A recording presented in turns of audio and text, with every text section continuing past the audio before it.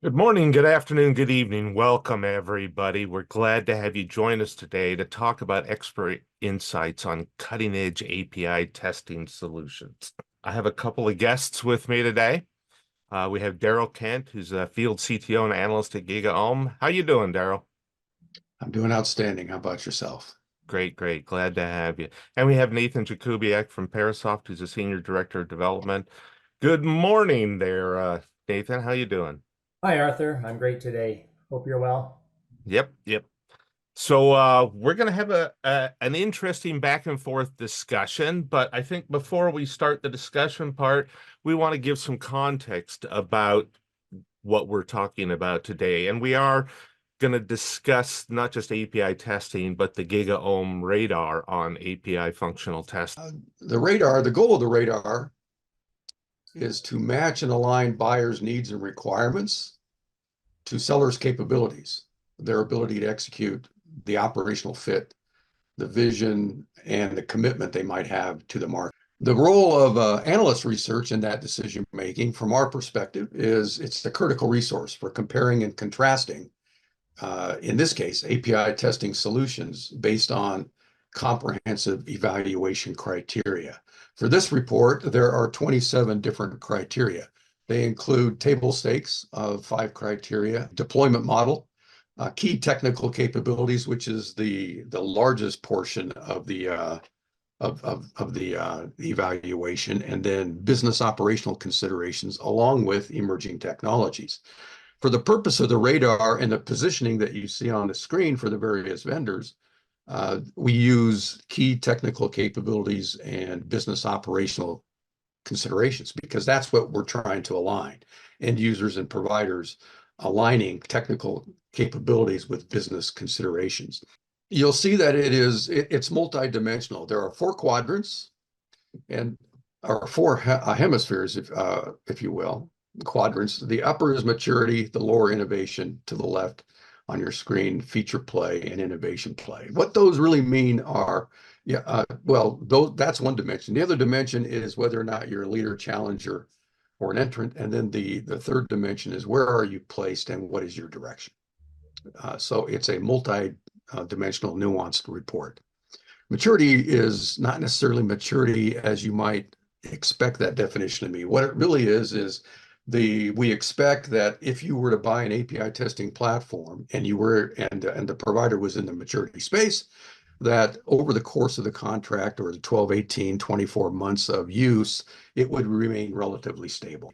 Innovators tend to innovate and they do it relatively quickly. And when they do, it can be disruptive. So as an end user provider, they are interested in how they're able to handle that disruption. Feature play and platform play is really around. Platform play is meant to be a collection of capabilities that services 80% or higher of the requirement in that platform space. So it's in the 80th percentile, whereas feature is typically in the 20th percentile.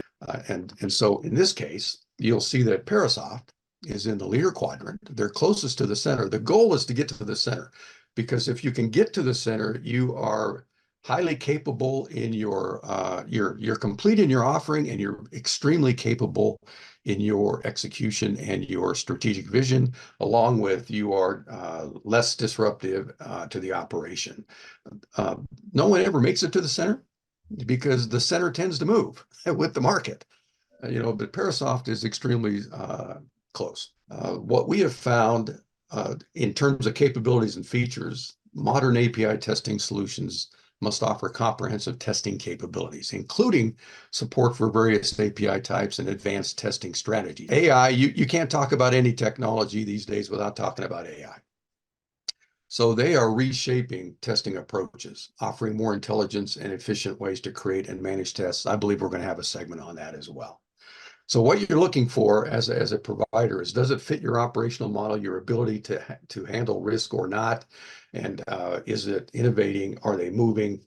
Are they a leader?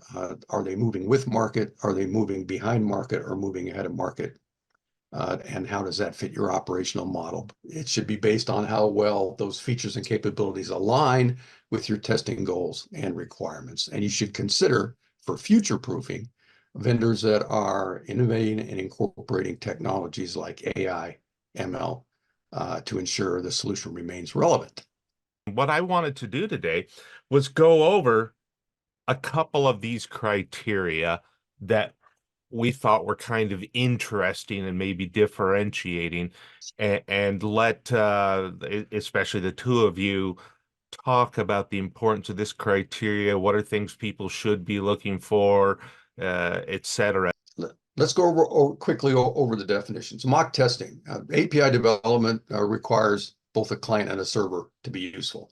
So the ability to answer API calls without writing code, or to make an API call without processing the results, allows developers to move forward with their development. Mocking simulates the missing side of an API exchange. Mock data generation is about APIs, and by extension, API tests. They require data. I mean, it's as simple as that, but data is not always available. So the ability to create data or mask existing validated is imperative to all testing. Often it has to be generated by hand. So if you can do that in a fashion as Parasoft does, it speeds time to value, time to concept, etc. Service virtualization, similarly, is vital for simulating the behavior of components that the application under test interacts with, but are not available or practical for testing in a real environment. So what you're doing is you're setting up a valid, useful mock testing, mock data generation service at the total environment, if you will. Parasoft tools provide extensive support for creating sophisticated mocks with configurable responses and behaviors. That enables more precise and flexible testing. Your integration into automated testing frameworks can streamline the pipeline, enhancing reliability and speed. Some of the best data creation capabilities in the market are provided by Parasoft. With masking, generation, automated detection of the data model to create a test data that can be customized, whatever your needs are. And what you're looking for a lot of times is edge cases, mimicking production data, data format variations, and error conditions without breaching privacy or security regulations. That's the value. And relative to the service virtualizations, Parasoft is distinguished by your ability to create high fidelity simulations of APIs, databases, and other services. Yeah, for me, mock testing and service virtualization are generally the same. I'd probably think of service virtualization maybe as a more mature form of basic mocks. What you see today with testing applications is you're rarely testing a single service or a single application in isolation from whatever else it depends on. So I think that's why if you're with an API testing tool, if you're testing a particular service, that service often depends on a lot of other services, whether it's other services that your company built, or maybe it's third-party services provided by some partner. Either way, your service doesn't operate in isolation. And so having the ability to create mocks that mock out those particular services can be very important. And there's a number of reasons. We tend to use the term the ABCDs of service virtualization. So when you talk about A, you're talking about availability. So maybe the service isn't available. Maybe a different team in your company is still building it, so you can't even test against it yet. And so you don't want to block your own development while you're waiting for them to build it. B would stand for behavior. Daryl alluded to this a little bit, but you want to control how the thing behaves, and you don't just care about the normal happy path. You care about the error conditions. What happens if this dependent service returns a bad error? Does my service respond properly and handle it properly? So behavior, controlling the behavior is very important. The C stands for cost, and when you're talking about cost, you're thinking about a third-party service that you might actually have to pay to access, and that will constrain your testing. So if you don't want the constraints, you can virtualize or mock that service, and now you have control and you can test as much as you need to. And then D stands for data, which Daryl was talking about. So oftentimes you need lots of different kinds of data to test all kinds of different scenarios. And so it can be very important to be able to generate that data in a way that fits your services and what you need to test. Yeah, I think what you've defined there is a holistic environment in which you can play, if you will, without impact to the organization, and to get a broader end-to-end 360 view, which is what you would like to have before you ever move into production. Let's talk about environment testing. And I didn't know if you wanted to like frame it again there for us, Daryl. I'll give it a go. You know, I like the way Nathan explained my framing, but I'll give it a go. Environmental testing, or environment testing, is APIs just, they don't run in a vacuum. You know, it's almost as simple as that. And so what you're looking for is the ability to answer questions like, will this test fail if there are changes in the environment, OS, hosting, variables, and if so, can we find a specific cause, even if it's not in the code under test? You know, so the importance of environmental testing is in real world validation, issue identification, or deployment readiness.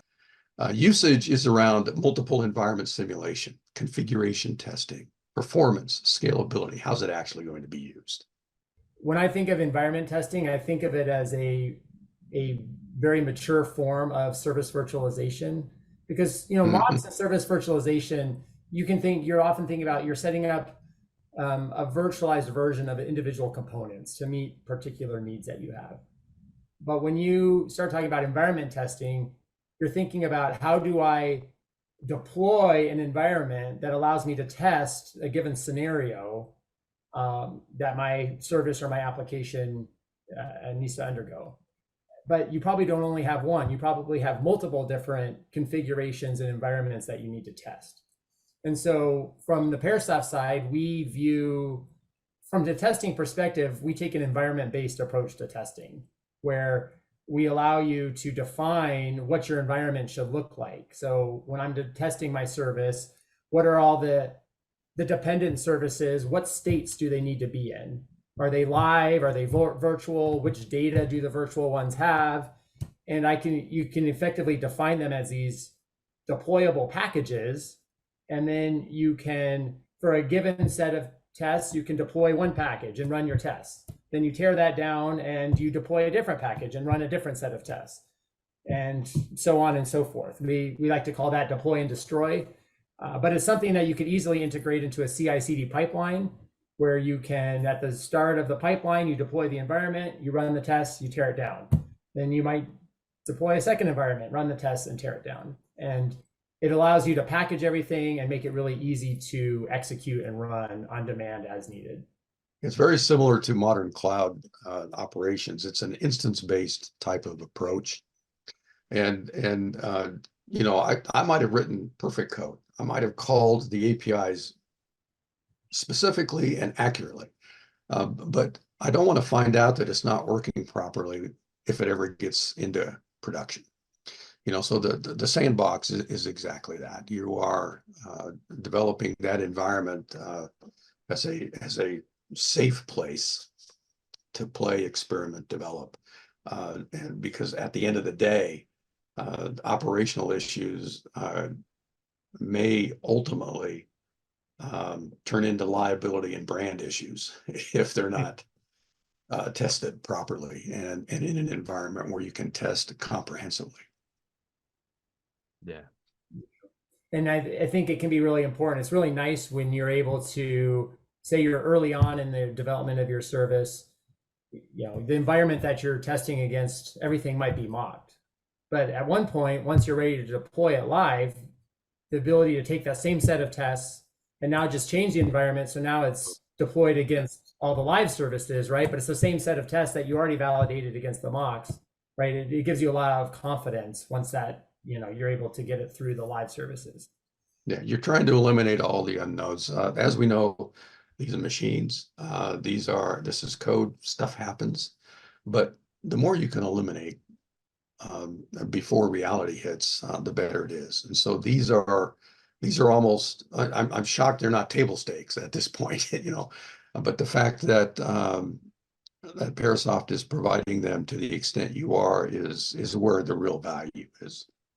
Yeah, so let's talk about the fun thing, right?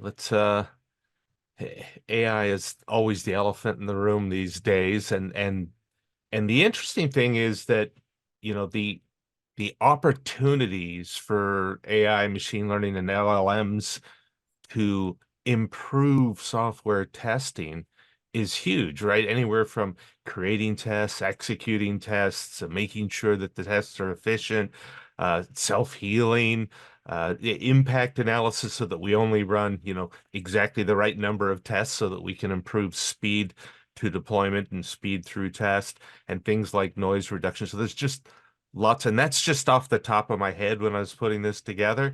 But yeah, let's talk about what can AI ML do today? What should we be looking for? And what are the new things that are emerging that we expect tomorrow? Yeah, that's a good list. I'd like to add AI can also allow you to increase your test coverage and your test quality because it can operate much more quickly than a human typically, and it can operate like many humans based on the learning model, and it's continuously learning and improving. So increasing the test coverage and quality, a logistics company might use it to generate diverse and complex shipment data, including unusual weights and dimensions and balance to test their shipment scheduling APIs, uncovering issues, of course. The other one I would add is predictive analytics. It starts not only thinking like us, it knows how we might act and can predict and kind of take an old west approach of heading them off at the pass. Yeah, so I'll mention a few things that in our API testing solution that we've done with AI. So primarily we focused it so far. I mean, we're constantly doing a lot of research and development, so more things will be coming. But what we have in the products today is the ability to generate API test scenarios in a couple of different interesting ways. So one is a component that we call our Smart API Test Generator. We've actually had this for a few years now, but it will look at traffic that you capture either while you're recording in a browser. It can capture the underlying API calls that are being made to the back end, or it can be traffic that you captured with some proxy between some of your components on your back end. But in either case, it can take that traffic, analyze it, and produce a fully functioning API test scenario. Right. So what's interesting about this is it makes it a lot easier and quicker to build API test scenarios. Especially, we find that a lot of our clients, I mean, they're doing API testing, but either they're new to it or they're not as experienced in it. And there's a lot of things you have to tie together when you create an API scenario, right? It's not just a sequence of calls, but a lot of times you have one API returns data that needs to get injected into the next call and things like that. And our Smart API Test Generator can actually identify those parameters and parameterize those values and create the sequence of calls. Yeah. One piece of it that I didn't mention yet, which is the ability to learn from how people on my team may have already configured test scenarios. So I may have configured certain APIs, we need certain kinds of validations, or we need to extract certain data from them. And we can actually teach it that, and it can learn that. And so the next time when you create a scenario, you can apply what it learned to that, and those scenarios automatically get smarter, get built more quickly because it's learned from what I or others on my team have already done. That's the whole premise, is it's constantly learning, Right. Constantly. So with that in mind, let's have Nathan was going to show us a little bit. So let's switch over. Okay, yeah, so I am going to demonstrate a couple of our AI capabilities. And first, I actually will show you the Smart API Test Generator and how it works in SOATest. So to do that, I am going to record a scenario in my browser. This is an app where I can place orders. So I am going to start recording. And as I record through the application, it's going to be recording all of the API calls that I make underneath. or that the application makes under the hood. So I'm going to go through a simple scenario that adds something to a cart. This is a kind of inventory management system for shipping inventory between stores. So I'll just go through the scenario, place the order, and then once I place the order, I might want to review that it got placed. You'll notice that every time I place a new order, I get a new order number. So I'll just sign out, and that's my scenario. So I can stop recording, and I'll give it a name and simply tell it to create the asset. Now, when I create the asset, I am going to switch to SOA test, our API testing solution, and I will be able to look at the test case that just got created. So here I see my place order test, and you'll first notice that it's a sequence of API calls. So it recorded a lot of the different API calls that happened underneath the hood. And I want to point out just a few things that it did as it created this scenario. So I showed you the dynamic order number when I viewed the order that I placed, and we can see that in this API call. But what you'll notice is that the definition of the test scenario has parameterized that value. So it identified that order number actually comes as a result of a call made in test 21, and test 21 is the call where we actually place the order. If I look at that test, I see what we call a JSON data bank, which is a tool that's used for extracting data from a JSON response to an API call. So the Smart API test generator automatically identified that data and parameterized it in the subsequent call. Another thing that you'll notice if I look at test 21 is I also have an asserter that got added. And an asserter is basically another different kind of tool that performs assertions on different elements of the JSON payload. In this particular case, we can see that it decided that we should add an assertion for the receiver. The Smart API test generator will identify interesting assertions that it needs to add. The last thing that I want to point out is that in this scenario, it also included a reference to a reset test. And this came from learning how I've previously configured tests for this set of APIs. So in previous tests, I had configured it to reset the database because I always want the database to be in a clean state before I perform the tests. So it learned that, and it automatically added that into the scenario. So this is just a few examples of some of the smart things that it did when it created the test scenario.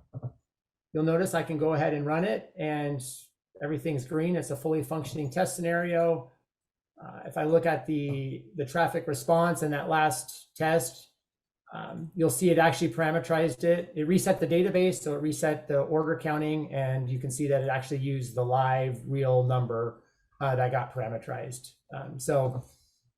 This is, I don't have time to go into much more, but this is an example of how we can apply AI to make creation of API test scenarios quick and efficient. One other thing that I want to show also in the AI space and also in the test generation space, test creation space, is how we can generate test scenarios from open API definitions. But I mean, we've been able to do that for years. So in some sense, that's not new, being able to analyze an open API specification and generate API clients from it.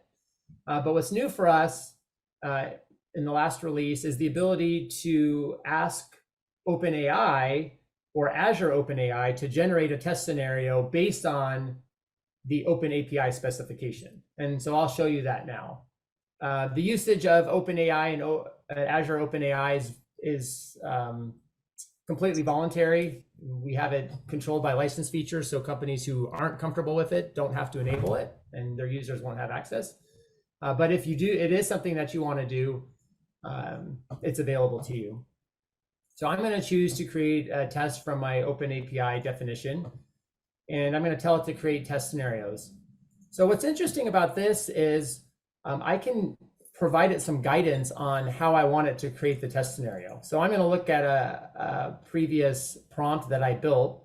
And in this case, it's an open API for the same application that I just showed you. So I'm going to ask it to generate a test scenario that adds an item to the cart. places an order, views the placed orders, and then views the specific order that I just placed. This is actually basically what I just did. So I'll tell it to generate. And in this particular case, it's sending my custom prompt along with summarized information about the Open API specification. And we have some of our own proprietary prompting under the hood that's all getting sent to OpenAI, and it's going to propose one or more test scenarios for me. So in this case, it proposed a single test scenario. So it shows me the sequence of API calls, and it allows me to choose. So I might know in a part that, for instance, okay, this particular one is not the one I want. So this goes to the, trust but verify, right? So it's not perfect. In this case, it actually got the 4 that I wanted. This one is not actually needed. So I'm going to uncheck that. And then I'll just tell it to finish. And when I do that, you'll see that it creates the same kind of API scenario that I showed you when we created from traffic. But now this is one that got generated from analyzing the Open API specification. So in this case, it's something I can apply when I don't have traffic, and it allows me to give it input about what I want it to create for me. You'll notice it applies some of the same kind of rules. So it learned, it applied the reset database test like I did in the previous scenario. So it's learning or applying the learning in the same way as when I create from traffic. So it's just one more way that users can create tests more quickly and more efficiently.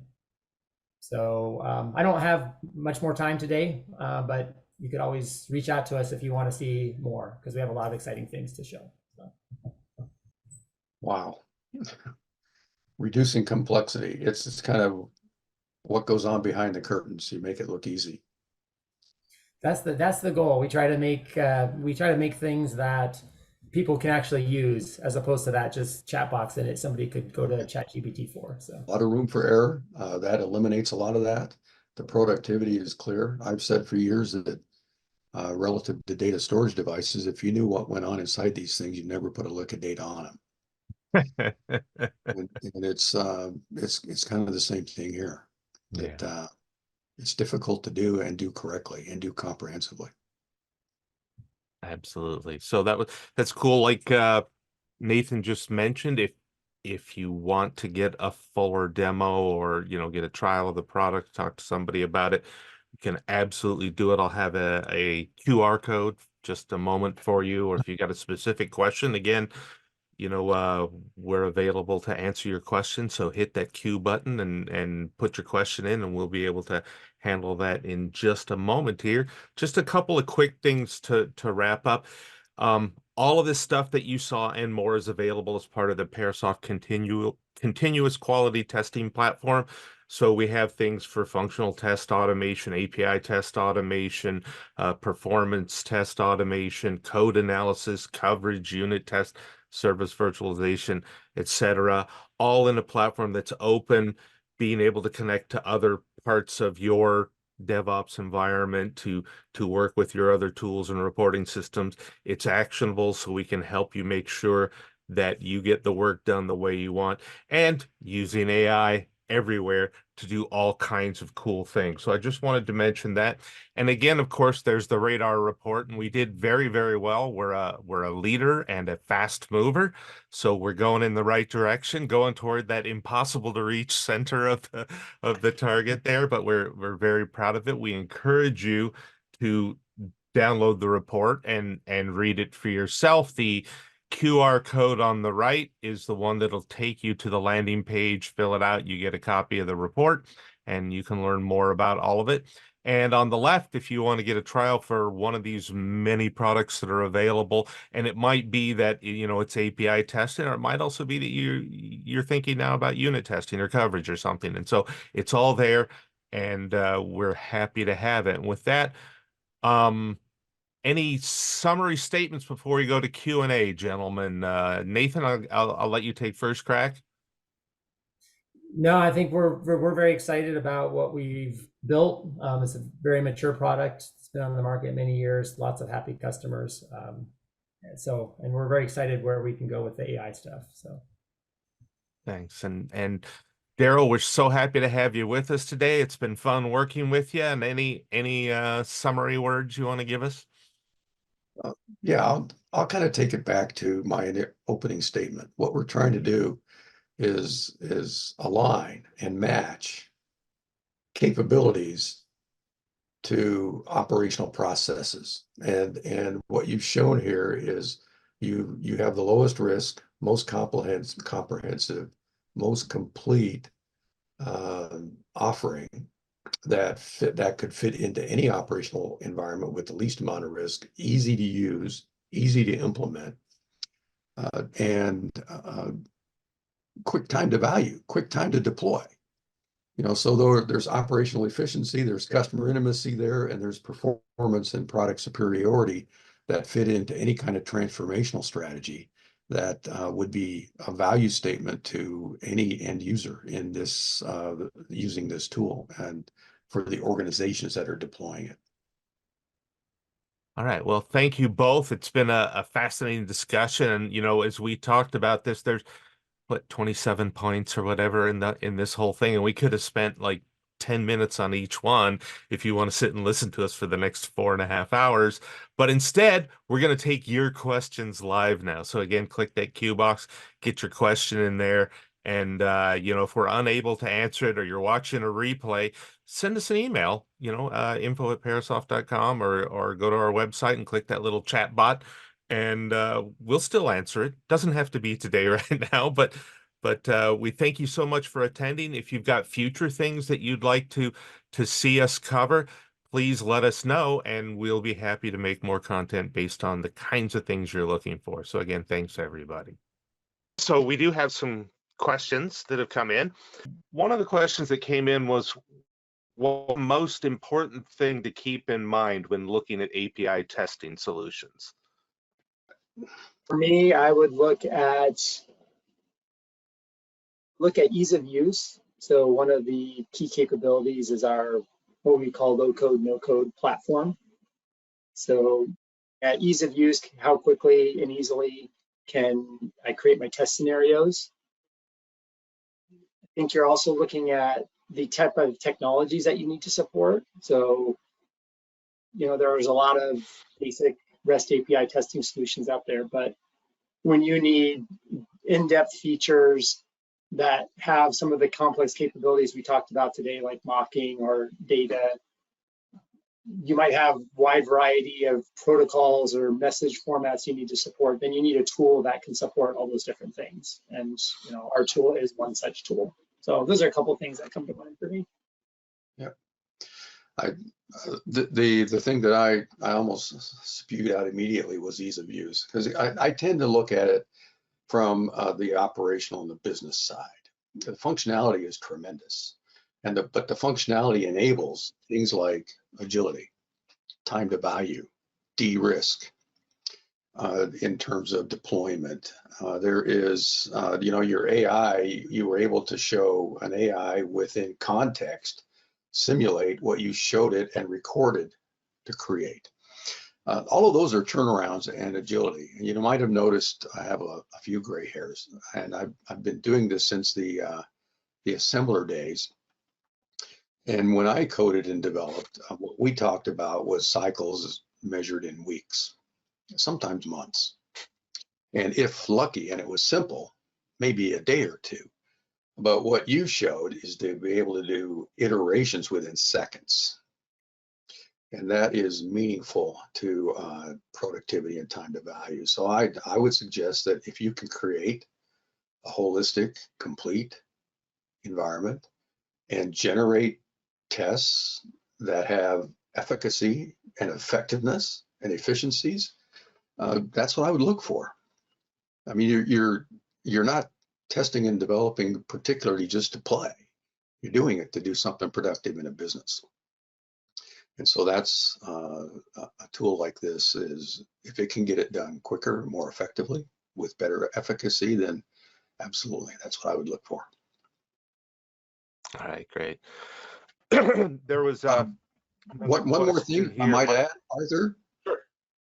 Sure. You talked about fast movers and forward movers, and what I would also look for in the tool is, am I keeping up to market and customer demands? And the fact that Parasoft is a fast mover, it translates in our radars to exactly that. You're responsive to the market, and you are meeting the demands for innovation. So I would certainly look for that in the tool.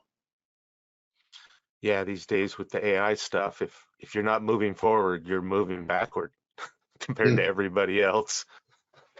Yeah. So this one's probably aimed at you, Nathan. It says you talked about capturing traffic to create tests. Is this record and playback or something different? Let's call it smart record and playback. So it's recording the traffic, but it is picking out the important API calls that were made under the hood.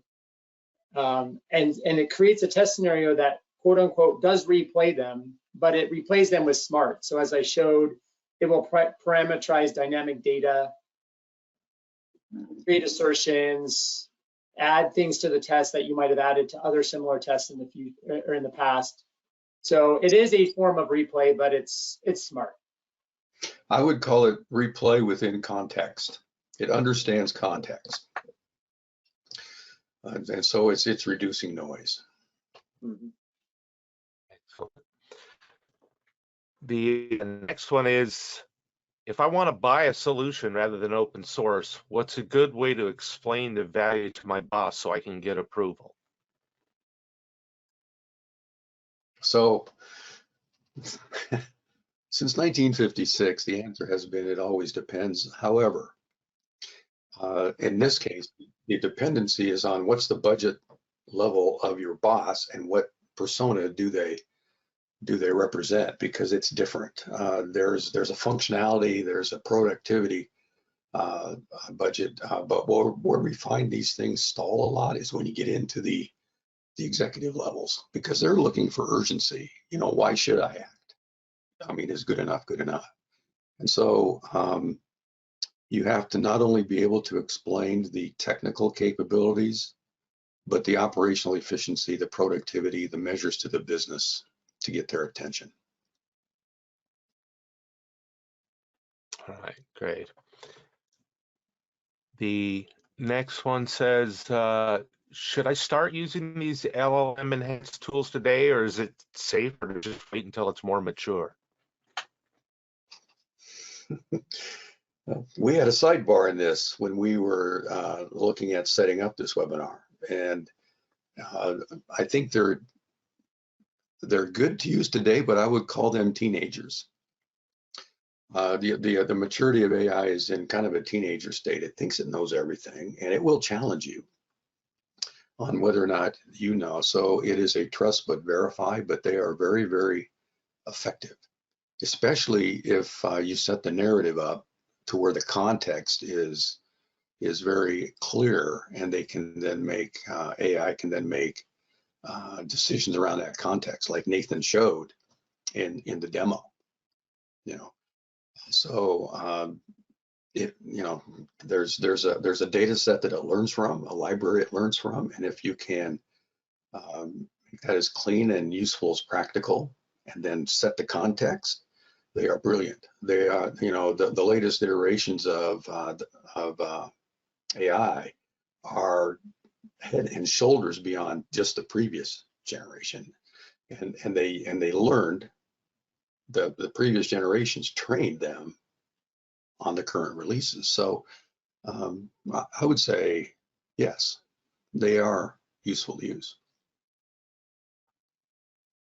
Yeah, to add to that, we have clients that are in different stages. We have some clients who are chomping at the bit, trying to understand what they can do with these LLMs, including how our products integrate with them. And they're really excited to see what they can do. And they're building their own internal systems to leverage them as well. Yeah. Then you have others who are very hesitant. They're afraid of sharing data.